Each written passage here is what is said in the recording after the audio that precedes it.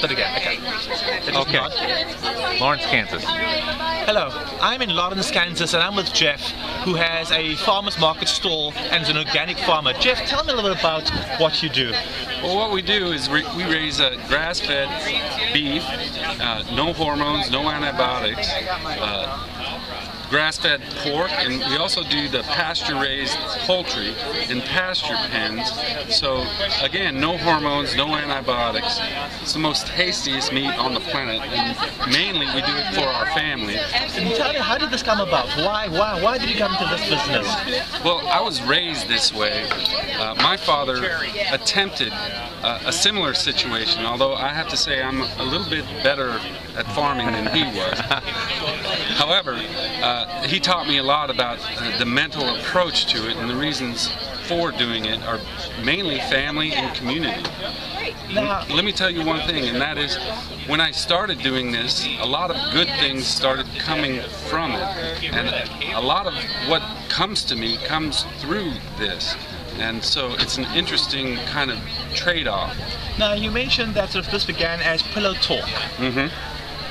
Delve into your relationship with your wife around this business. Okay, so my wife was a letter carrier in Lawrence, Kansas. I'm not sure she was going to go postal or anything, but she was clearly disenchanted with the way of life, and we had 50 acres. Not lying fallow, but being underutilized. So we had a lot of pillow talk about dreams of what we could do. And eventually, she came to the point where she said, okay, I'm ready to do this. And so we took the leap of faith. She quit her job, and now she farms full-time and raises our 3-year-old. Not an insignificant amount of work. So again, how has your 3-year-old actually influenced the business? Well, he's very scheduled. My wife is extremely good at nap time. So from 1 o'clock to 3 o'clock, since day 0 is nap time. So we work around his situation. So chores are in the morning, lunch, then nap time, and during nap time, that's really her time to be as productive as possible. And after nap time, we just incorporate his activity into running around the pasture, feeding chickens, washing eggs, and it all kind of just works after that. So he's part of the support structure. He's learning at a very young age responsibility, and that what you also put in is something that you get out. That's exactly right.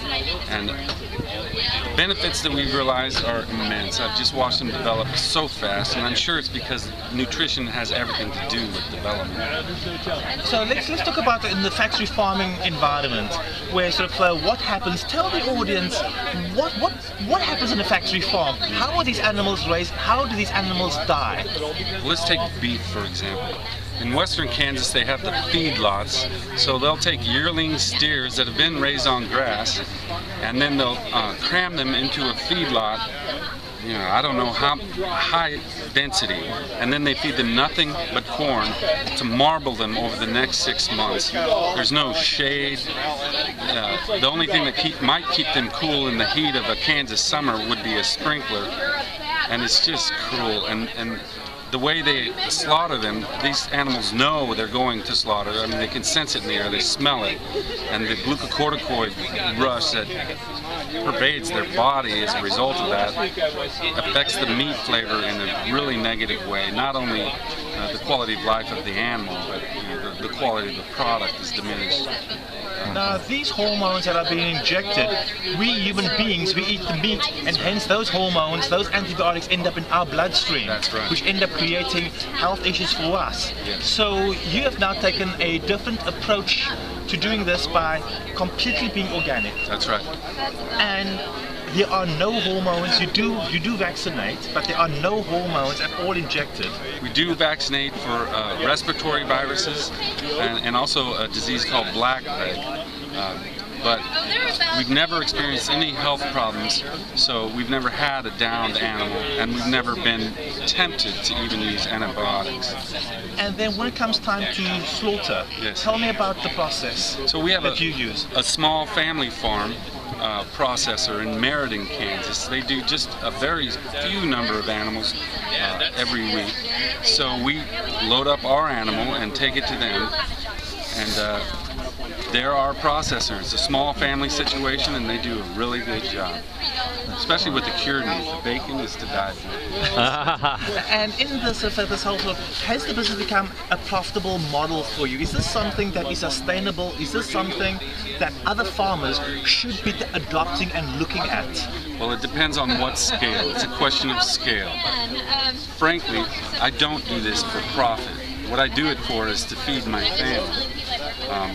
While we do realize a small profit, basically what we get is the finest meats and vegetables on the planet for a fraction of the cost of what I would have to pay as a consumer. So, but at the same primarily for my family. But at the same time, you're also providing a service. Here you are, the only way to obtain your meat is from this very farmer's market. You do not supply restaurants, you do not ship to other parts of the country. Okay. But it is still, it is enabling you to do this and provide a service. Understood.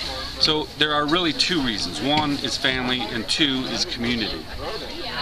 And so while the community is paying a premium price, we don't realize a great deal of profit, but I do realize a great deal of integration into my community, and I'm able to make relationships, good relationships with people who want to know their farmer and where their food comes from, and that's a big deal. That's a really big deal. It brings a high quality of life to my soul.